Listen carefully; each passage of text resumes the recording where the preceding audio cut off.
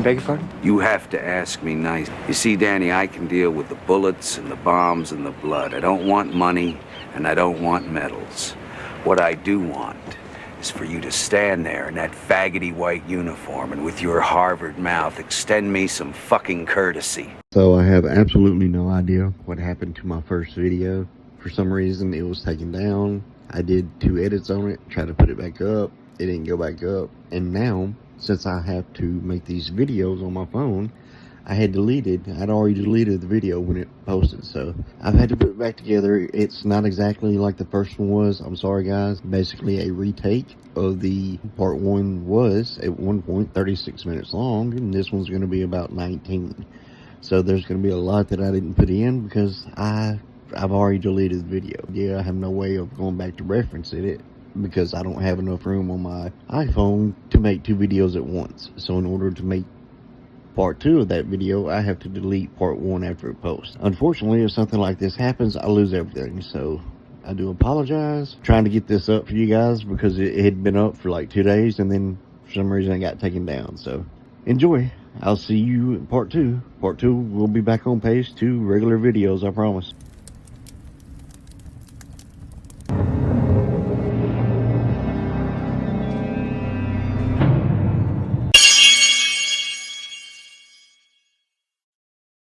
Snowden is a coward, he is a traitor, and he has betrayed his country. The man who leaks details of a secret telephone and internet surveillance program in the USA has disappeared in Hong Kong. If he wants to come home tomorrow to face the music, he can do so. 989. Taxi hotel. Call. They should use every legal avenue we have to bring him back to the United States.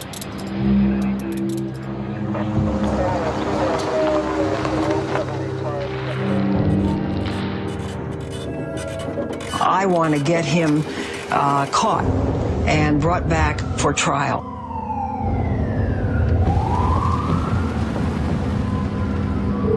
I don't know how anybody can view this person as anything other than a criminal. We've been telling him, get out, get out, get out, get out.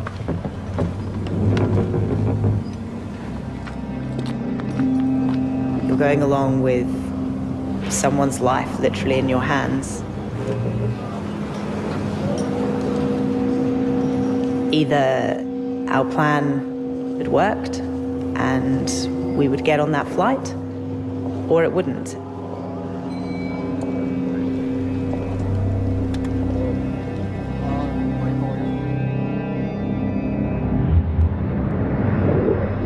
Edward Snowden, an incredibly naive and insufferably self-important defector. We'll come back to the defector accusation in a moment, but how can he be naive and self-important given the massive impact he's had on the judicial and legislative branches in this country, given a federal court has ruled that the NSA's bulk collection of American phone records was most likely unconstitutional, and given Congress has passed a law now restricting NSA bulk collection? Surely Edward Snowden's been vindicated. Betty, you're making my case.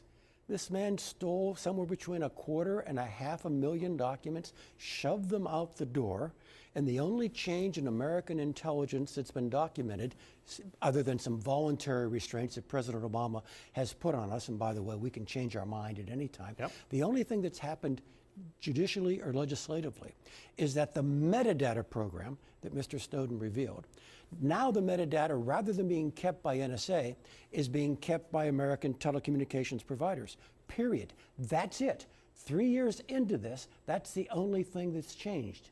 Well, a federal court judge saying it was most likely unconstitutional? Most likely, but not a definitive These things holding. take time in the American system. Well, actually they do. But my point being is these changes, however minor you may say they are, wouldn't have happened had it not been for Edward Snowden. You can call him whatever you like, but you can't call him naive and self-important. He's had a massive impact on the world and on America. Well, look, under President Bush, NSA had access to American metadata. Under President Obama, NSA had access to American metadata. Today, NSA has access to American metadata. Now, there have been changes between the presidents and pre and post Snowden, but fundamentally, the American political system has agreed, NSA needs to have access to American metadata. You call him. By the way, the other 98% of the stuff he shoved out the door had nothing to do with American privacy. It had everything to do with how the United States collects foreign intelligence. Including spying on your allies. You call him a defector. What's your evidence for that claim? Because Barton Gellman of the Washington Post, respected national security reporter who knows Snowden, has interviewed top intelligence officials. He says there's no evidence on public record or even in private intelligence that Snowden has defected or betrayed his country. Stealing a quarter to a half a million documents and starting a process by which those documents were made public, documents that reveal Defector has a very particular meaning. Yeah, who did he defect to? He defected to the Russian Federation. You believe that he's working for Russia? No, I didn't say that. But he is being given safe harbor by the Russian Federation. Asylum is the phrase. So how is he a defector? Well, what else is he? He's someone who leaked information. He sees himself as a whistleblower. And whistleblowing requires someone to actually point out a violation of law. And he's not done that. He has pointed out violation of law. We just talked about judges who are saying this is almost Orwellian and most likely unconstitutional. Well, actually, what the judge said was they did not think that the Patriot Act, as constructed, justified the program as conducted. All right? It's quite another matter for Congress then to change its mind and simply say, no, that's what we intended. But we didn't get there because the administration agreed that we would be safe enough by having access to the metadata kept by the telecoms. Last summer, one senior U.S. intelligence official said that thinking inductively as intelligence operatives are supposed to do, there is, quote, no evidence that Snowden has defected. That's me. Yeah. No, not that he defected, not that he did not do this on behalf of a foreign power. But he did flee, all right? He did seek asylum in a foreign power. One wonders why he did that. You know, in the American tradition... You have suggested that he should be put on a kill list. Former CIA Director James Woolsey said he should be hanged by the neck until he's dead. You can't blame him for hanging out in Moscow when former CIA directors are calling for his death. Well, actually, in the American tradition, the best that could be said about Mr. Snowden is that this is an act of civil disobedience. And the American classic... So should he be hanged from the neck until he's dead? The American classic for civil disobedience is Henry David Thoreau's book of the same name. And Thoreau points out, and when Americans kind of hug this pretty closely, Thoreau points out that civil disobedience gets its moral authority by the willingness to stand trial and accept punishment, accept the consequences. And he said on this very show, I interviewed him, he said he's willing to stand trial as long as he's able to mount a defense. And under the Espionage Act, he can't. He's not even allowed to state his case. Not a defense. He wants to be able to mount a public interest defense, which frankly means, I know it's against the law, but I'm a nice guy, and I thought it was a good thing. To go back to my question, do you believe he should be assassinated and put on a kill list, as many say you suggested? I didn't say that. You said he should be put on a list. It was a light comment. Yeah, which list? Christmas card list? Birthday list? Do you want the background? Do you want your viewers to know the background for this? I'm just wondering. You said he should be put on a list. I was there in a panel in downtown Washington. And there was an award. She was nominated for an award. Nominated for that list. And you said I could think of another list. What I said was, in my darker moments. Yes. I have thought about that. So in your darker moments, you've thought about killing him? Well, because he has been tremendously destructive to American security. So do you support assassinating Edward Snowden? I've never supported assassinating. Do you support executing Edward Snowden, as James Woolsey has suggested? No, I probably don't. I do support his standing trial in front of a jury of his peers. I think he supports that too.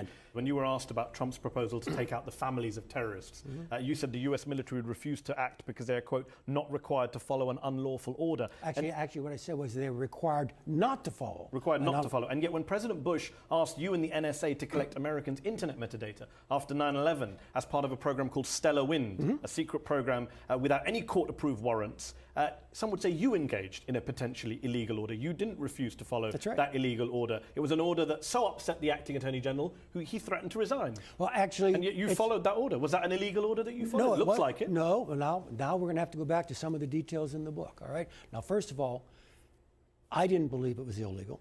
The Attorney General at the time did not believe it was illegal. And by the way, my lawyers at NSA, who are very conservative about these kinds of things, they didn't think it was illegal either. Now, at one point, the acting Attorney General, Jim Comey, disagreed with one aspect of, this is the Stellar Wind program that you mentioned earlier. Jim disagreed with one aspect, not the rest of it, one aspect of the Stellar Wind program. I was willing to take it through one more 45-day period because the approvals ran in that month-and-a-half cycle until we settled this more broadly. The president, however, decided, even though I had agreed to go forward with this one aspect, the president decided that we would stop. Now, so had you been carrying out an illegal operation up until that point? No. Looks like it. The president decided to stop it. Oh, no, The come on. acting Attorney Let's General's do threat facts. resigned. Let's You were do following facts. an illegal order. No, let's do facts. To surveil Americans' internet metadata I without then asked court the president and the Department of Justice, what do I do then with this one particular activity? What do I do with the information I've already collected? And the response I got was, don't throw it away. Keep it. Which then begins to suggest that there's some contention. Okay, so the people who gave you the illegal order said, don't throw away the illegal stuff we illegally collected. That's convenient. And then, over the summer that followed, this was March of 2004, over the summer that followed, we went to the courts. With, broadly speaking, this same You did approach. the surveillance first and then went to the courts. It looks like you followed an unlawful order. You say that people don't follow unlawful order. You, General, look like you followed that order. Mehdi, let's go back. Let's go back to American Political Science 101, American constitutional law. The Constitution empowers the president with very, very strong authorities when it comes to waging war, his commander-in-chief authorities. It was the belief of the administration that the president's commander-in-chief authorities authorized him to do this. Agreed. For most of the Start a Win program, there was no pushback in the administration that it did But indeed. a Donald Trump president could also define something as within his powers, and you're saying, well, we wouldn't follow those orders, but you followed Bush's orders. Because I had an attorney general and a legal structure that told me that Bush's orders were illegal. Donald Trump's attorney general could tell you whatever he tells you to do is legal. Well, then... I'm just wondering your logic. Mehdi, that's an argument for doing nothing to defend the republic. No, that's an argument for following through your advice, which is you as a military officer shouldn't follow patently illegal orders. Well, it's your words, not mine. I never did follow patently illegal orders. Even in the dispute in the administration, again, about this one narrow aspect of Star Wars, even there, even though we were arguing with one another, it was not clear cut. And by the way, to round out the story, Mehdi, within 3 or 4 months, we were back up doing the same thing, this time under a court order. But still in secret until Edward Snowden. The American system, all right, has to compromise between a general political culture that demands transparency and a particular activity, espionage, that needs secrecy for its success. The compromise, Mehdi, is we don't tell 320 million of our countrymen. We tell our oversight committees on the Hill. And the Joe Rogan Experience. Are you aware at all of the current state of surveillance and what, if anything, has changed since your revelations? Yeah, I mean, the big thing that's changed since I was in 2013 is now it's mobile first everything. Mobile was still a big deal, right? And the intelligence community was very much grappling to get its hands around it and to deal with it. But now people are much less likely to use a laptop than use a desktop than use, any kind of wired phone than they are to use a smartphone. And both Apple and Android devices, unfortunately, are not especially good in protecting your privacy. Think right now. You got a smartphone, right? You might be listening to this on a train somewhere in traffic right now. Or you, Joe, right now. You got a phone somewhere in the room, right? The phone is turned off, or at least the screen is turned off. It's sitting there. It's powered on. And if somebody sends you a message, the screen blinks to life. How does that happen? How is it that if someone from any corner of the earth dials a number, your phone rings and nobody else's rings? How is it that you can dial anybody else's number and only their phone rings, right? Every smartphone, every phone at all, is constantly connected to the nearest cellular tower. Every phone, even when the screen is off, you think it's doing nothing, you can't see it because radio frequency emissions are invisible. It's screaming in the air, saying, here I am, here I am. Here is my IMEI, I think it's individual manufacturer's equipment identity, and IMEI, individual manufacturer's subscriber identity. I could be wrong on the breakout there, but the acronyms are the IMEI and the IMSI, and you can search for these things. They're two globally unique identifiers that only exist anywhere in the world in one place, right? This makes your phone different than all the other phones. The IMEI is burned into the handset of your phone. No matter what SIM card you change to, it's always going to be the same, and it's always going to be telling the phone network it's this physical handset. Then the IMESI is in your SIM card, right? And this is what holds your phone number, right? It's basically the key, the right to use that phone number. And so your phone is sitting there doing nothing, you think, but it's constantly shouting and saying, I'm here. Who is closest to me? That's a cell phone tower. And every cell phone tower with its big ears is listening for these little cries for help and going, all right, I see Joe Rogan's phone, right? I see Jamie's phone. I see all these phones that are here right now. And it compares notes with the other network towers, and your smartphone compares notes with them to go, who do I hear the loudest? And who you hear the loudest is a proxy for proximity, for closeness, distance, right? They go, whoever I hear more loudly than anybody else, that's close to me. So you're going to be bound to this cell phone tower, and that cell phone tower is going to make a note, a permanent record, saying this phone handset with this phone number at this time was connected to me, right? And based on your phone handset and your phone number, they can get your identity, right? Because you pay for this stuff with your credit card and everything like that. And even if you don't, right, it's still active at your house overnight. It's still active, on your nightstand when you're sleeping. It's still whatever. The movements of your phone are the movements of you as a person, and those are often quite uniquely identifying. It goes to your home, it goes to your workplace. Other people don't have it. And anyway, it's constantly shouting this out, and then it compares notes with the other parts of the network.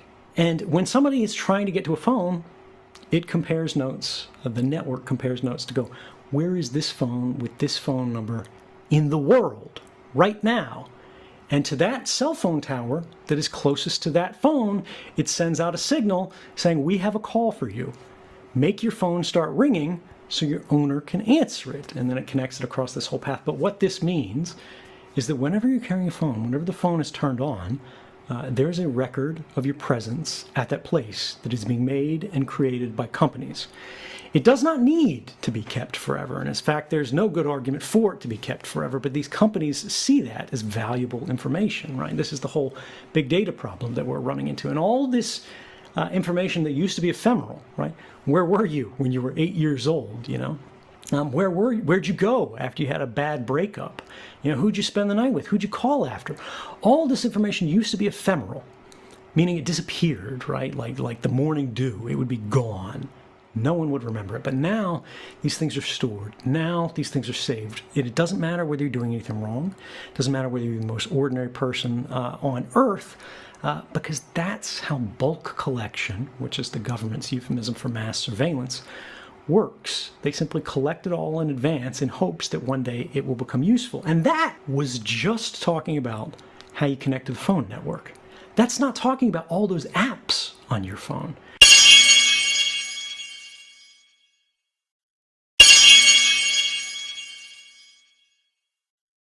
Excuse me, I believe I asked you to put a chick in this and make her gay. Yes, the chef was a little confused what you meant by that. It means put a chick in the linguine and make her fucking gay!